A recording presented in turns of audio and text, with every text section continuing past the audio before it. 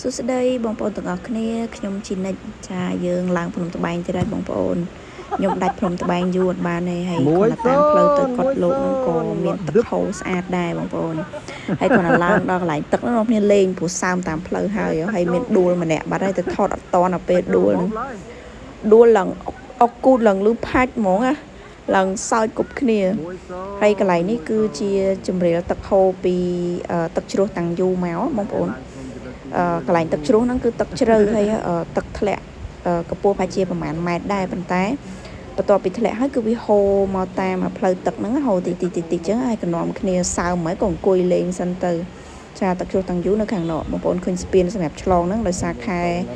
ភ្លៀងអញ្ចឹងគឺទឹកជ្រោះខ្លាំងយើងឆ្លងកន្លែងជ្រោះអត់កើតទេតោះតែឆ្លងនៅលើស្ពានបានស្រួលយើងអត់ល្អិលអត់ដួលអត់ត្រូវទឹកបោកអីចឹងណាហើយកណ្ដំគ្នាឆ្លៀតលេងទឹកមកសន្ទុះសិនបងប្អូនអើយ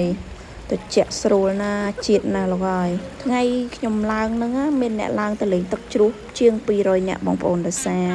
មានថ្ងៃបុណ្យវិគថ្ងៃបុណ្យណាអញ្ចឹងទៅក្មេងៗអី